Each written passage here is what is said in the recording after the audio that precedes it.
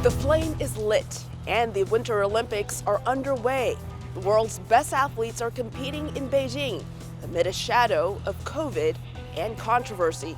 The Biden administration will not send any diplomatic or official representation. The human rights issues behind America's diplomatic boycott and the challenges climate change is creating on The Inside Story, China's Winter Games.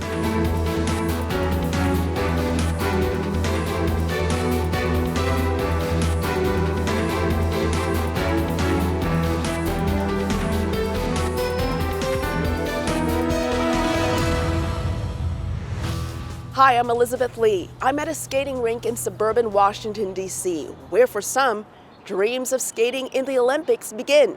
More than 11,000 kilometers from where I am is the 2022 Winter Olympics in Beijing.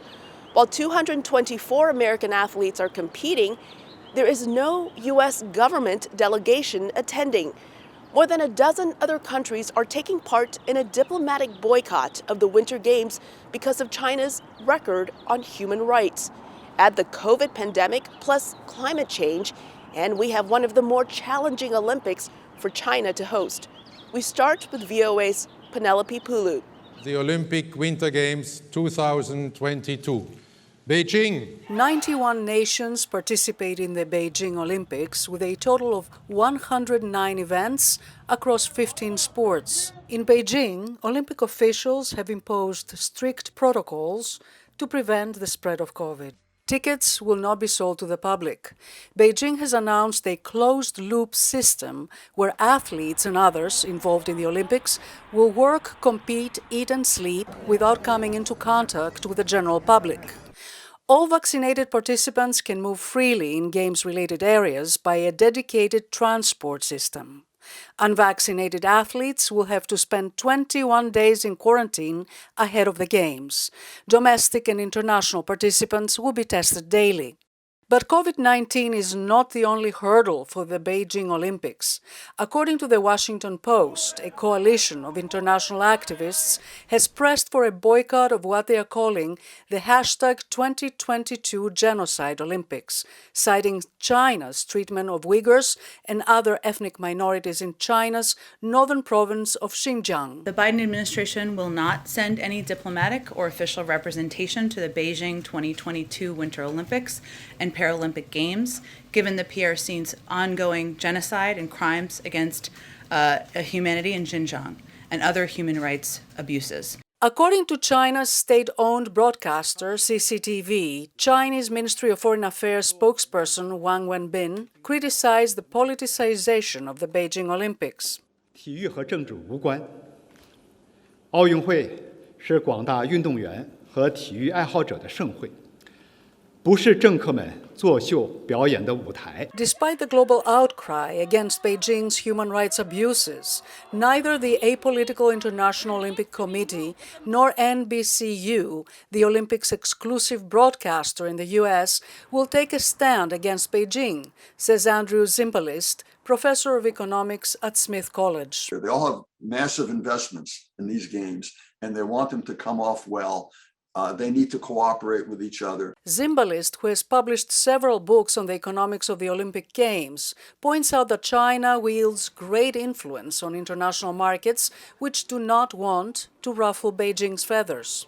On the one hand, you have markets like the United States where people want you to be uttering phrases and following policies that are congruent with human values. On the other hand, you've got a country that's violating those values, but it's, you're selling $15 billion of goods to them every year, or you actually have an investment as a partner in some of their activities. And so how do you steer a course in between those two things? It's delicate. According to Variety.com, NBCU is facing a huge challenge on attracting eyeballs to the event, not only because of China's human rights violations, but also because 6 months after the Summer Olympics in Tokyo, spectators are going through what it calls Olympic Games fatigue. And also, whenever the games are held on the other side of the world from the United States, it means there's a timing issue, so that when you're watching the competition, generally it's not, you're not watching it live. And that's always disappointing to sports fans.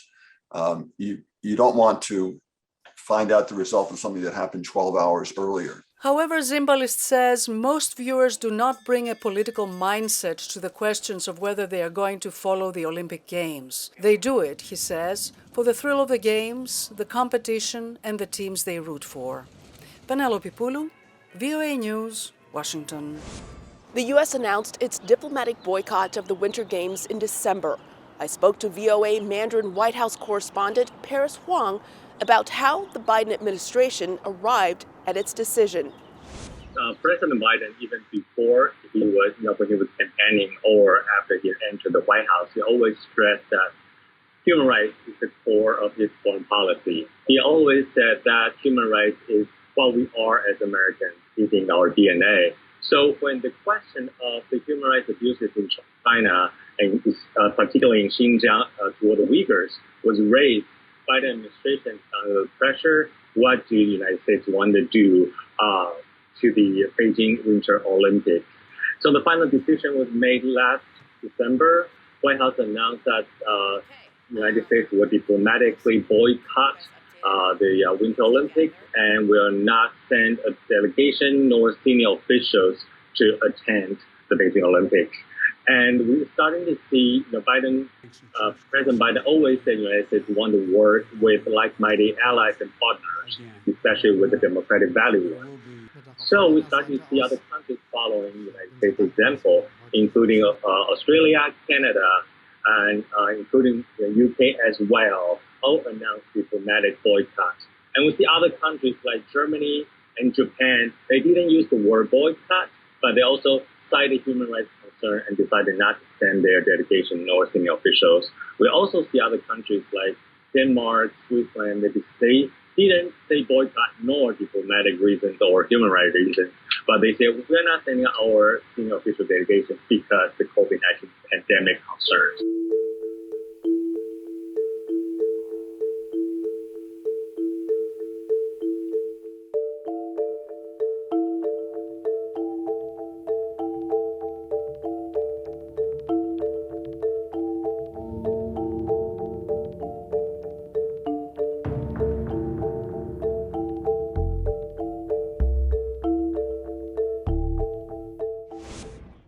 Russia's President Vladimir Putin was in Beijing for the opening ceremonies and met with Chinese leader Xi Jinping.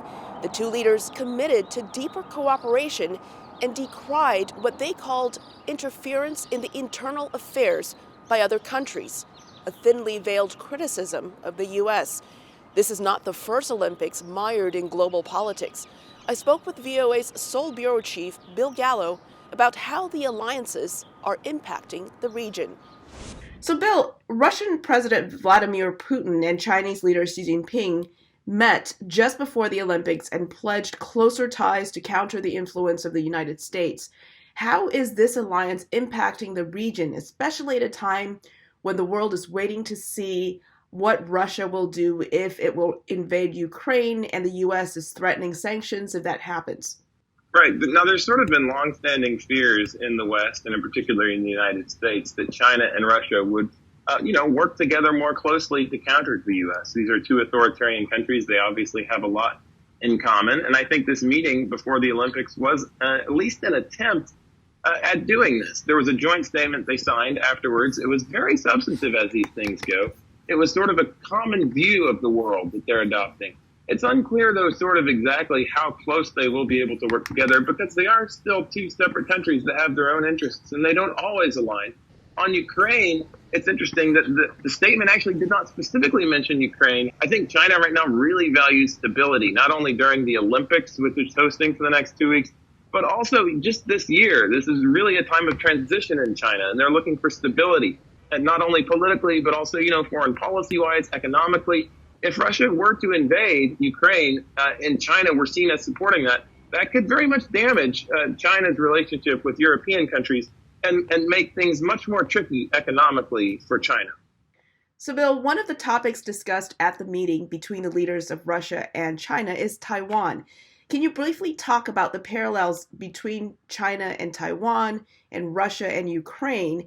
and the significance of Russia's stance on Taiwan to the island's allies. Right. Now, this is a situation where actually China does view Taiwan as a renegade province, even though many there in Taiwan would not support any unification of Taiwan with the mainland. Now, it's important to note that this joint statement with Xi and Putin did mention Taiwan. Russia reasserted its support for Taiwan, for China's stance as it relates to Taiwan. This is sort of a long-standing position that Russia has taken. And I think the two sides have much in common in this way. And, you know, as far as where the situation goes from here, I think both sides want to show that they are supporting each other in these situations, which have certain similarities. However, there are important differences. The U.S. has signaled much more strongly, I think, both through arms sales and sort of its ambiguous commitment to defend Taiwan in certain aspects, that Taiwan is much more strategically important than Ukraine is. I mean, the Biden administration as much says explicitly that it does not want to get militarily involved in Ukraine. Now, it has much of an interest, has a definite interest in supporting NATO, the Western military alliance, and deterring Russian aggression there. But there is a sense, I think, in this part of the world, I think most people acknowledge that Taiwan is much more important strategically, both in terms of economy and in terms of militarily for the U.S. than Ukraine is. From robots that make food to a smartphone app, technology is being used as never before at the Olympics to adhere to China's zero COVID policy. But the use of technology is also causing controversy and a warning from the FBI. From Silicon Valley, VOA's Michelle Quinn reports on security and privacy concerns for visitors who are living inside the Olympic bubble. For four-time Olympian Chris Mazder, the games this year are different thanks to the pandemic. There are no cheering crowds. It is going to be strange not having that full Olympic atmosphere. From the Olympic bubble, where athletes and visitors are monitored for COVID-19 and sleep, eat, and compete, separated from the rest of Beijing, the Olympics look a bit different and come with more technology because of the pandemic. But with technology comes privacy and security concerns, particularly in China. Thank you. Human rights groups have been critical of Beijing for its censorship of the internet and the digital surveillance of its citizens. Citing cybersecurity concerns, the FBI advised Olympic Village visitors to leave personal phones at home and use temporary ones. While the FBI's advice was broad, there's been long-standing concern that Chinese authorities track visitors' digital movements. I think it's very important to take a clean device, keep it clean while you're there, keep your conversations to the point and simple. Don't reveal any personal information that the Chinese government could collect on you. U.S. authorities have repeatedly accused China and other countries of using cyber attacks to steal information and engage in espionage. But a state-sponsored attack of the 2022 Beijing Winter Olympics isn't likely, say cybersecurity experts, given China's close geopolitical relationship with countries including Russia and North Korea, where cyber attacks have originated. However, the U.S. agency warned that the Olympics could experience cyber attacks motivated by those seeking financial gain or by so-called hacktivists who want to highlight an issue. An event like the Olympics on a global scale where the whole world is watching is really an ideal type of event for them to air their grievances. Technology has played a key role in China's efforts to tamp down the spread of COVID-19 outside and inside the Olympic bubble. Robots are a mainstay inside the bubble. They make and deliver food, clean floors, all to help people maintain some physical distance. Visitors are required to install an app on their phones where they enter daily temperature and virus testing information.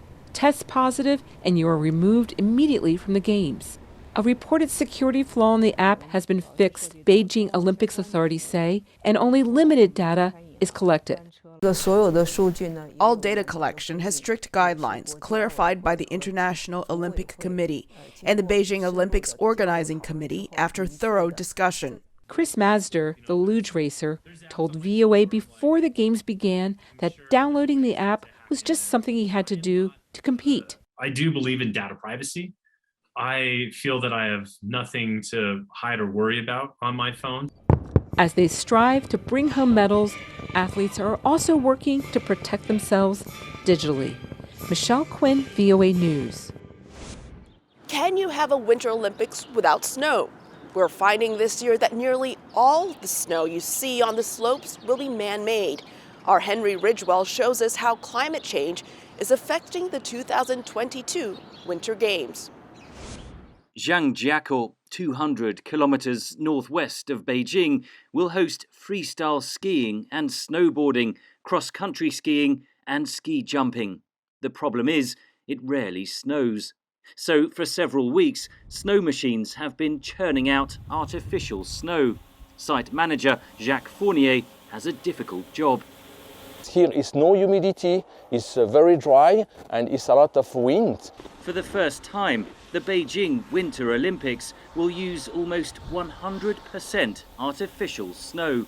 But a new report warns athletes' safety could be at risk.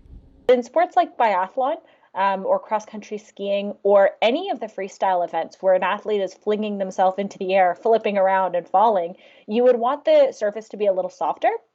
And the problem with artificial snow is that it's about 70% ice compared to natural snow, which is about 30% ice. And so the surface is much, much harder. American snowboarder Taylor Gold is preparing for Beijing. During his first Olympics in the Russian resort of Sochi in 2014, he recalls the halfpipe melting. They were spraying some chemicals on it to try to get it to stay in shape, but if you go back and watch that event, it's clear it was really warm. It was not ideal for snowboarding. Critics say the climate of both Sochi and Beijing are unsuitable to host the Winter Olympics. But even high-altitude mountain ski resorts that have traditionally hosted the Games are at risk because of climate change. The northeast of the U.S., for example, eastern Canada, we are losing significant amounts of snow there. And then in places like the Rockies and the Alps, we just don't have quite as much as we used to. So the challenge moving forward is going to be, where can we put these events? And with the Winter Olympics, we're already kind of there. Using artificial snow also causes environmental damage. Previous research has shown that that can be damaging to local wildlife. But we also expect that, when you're creating that much snow, the energy usage is extraordinary. The amount of water is extraordinary. In this Olympics, we're expecting 49 million gallons of water to be used. The Chinese organisers insist the Games will be carbon neutral. All venues are expected to be powered by renewable energy. Ice rinks will use natural CO2 technology for cooling instead of ozone-damaging hydrofluorocarbons. And some athletes prefer artificial snow. The snow is actually really amazing, the man-made stuff, and I think because of how cold it is, you have to be really aggressive with how you ride, but you just have to adapt. Olympic organisers will also have to adapt. The Loughborough University report warns that by 2050, fewer than half of the resorts that have hosted the Winter Olympics up till now will have viable snowfall. Henry Ridgewell for VOA News, London. Concern about surveillance by China's government is causing some athletes, as well as journalists covering the game, to use new phones and digital devices that do not contain their digital history. Details now from VOA's Bill Gallo in this week's Press Freedom Spotlight. For reporters at the Winter Olympics, this is as much of China as they'll see, in a bubble sealed from the rest of Beijing. COVID-19 policies aren't the only challenge. Another is digital privacy, and journalists are taking extraordinary steps to protect it. Hong Kong, I set up a burner computer, which is what we're talking on right now. I have a burner phone. I even have a burner iPad with me just to be doubly sure. So, none of my usual identities are on that. Most of my accounts aren't logged into while I'm here. It's the cost of reporting in China, one of the world's most hostile countries for journalists.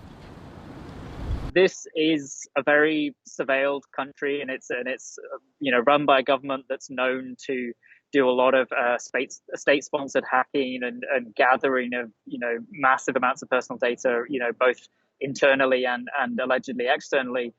This week, the Foreign Correspondents Club of China warned media freedom is declining at breakneck speed.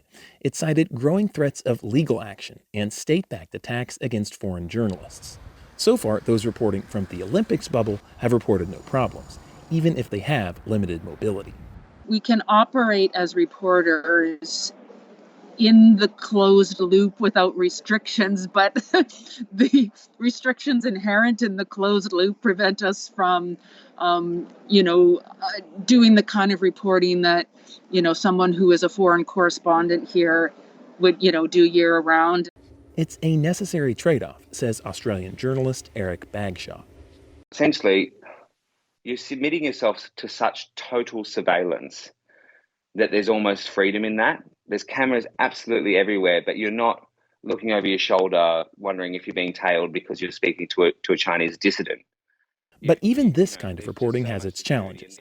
During our interview, Bagshaw was interrupted by authorities, reminding him of a required COVID test.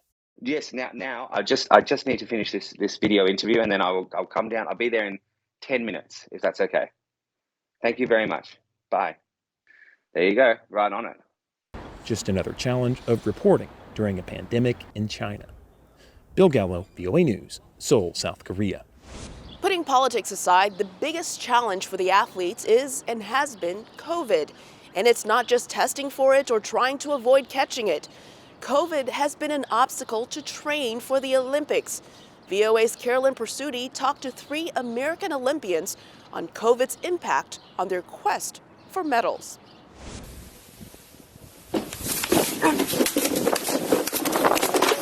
This is what Olympian Chris Master sees on his luge. We basically go on these Formula One race sleds, 90 miles an hour down a sheet of ice. Skeleton World Championships. This is Olympian Katie Eulander in a skeleton race. Basically like jumping on top of a cookie sheet and using your body to go as fast as possible. This is Olympian Kevin Bickner on a ski jump. So at the top of the hill, I'm really just thinking about the things that my coaches told me moments before. 3 U.S. athletes pursuing gold in Beijing during the coronavirus pandemic that, like them, refuses to quit. So you have to make sure you're getting the right test. So yeah, it's definitely a logistical headache at times. To avoid losing focus, the U.S. luge team hired a COVID liaison to keep track of vaccinations, tests, and masks, all mandatory. A year ago, Olympic organizers in China held a testing event to show the athletes what they will face when they land in Beijing for the real competition.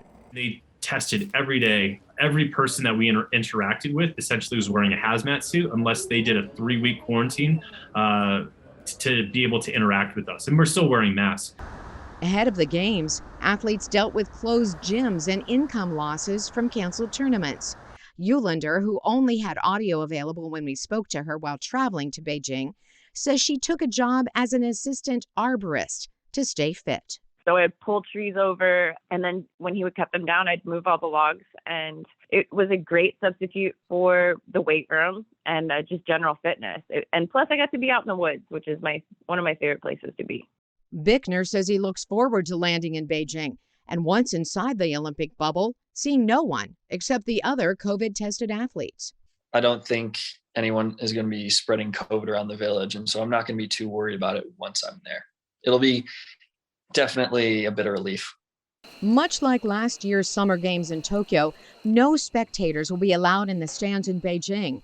That means Master's wife and 9-month-old stay home. Eulander's family can't cheer her to a women's record as she competes in her 5th Winter Olympics.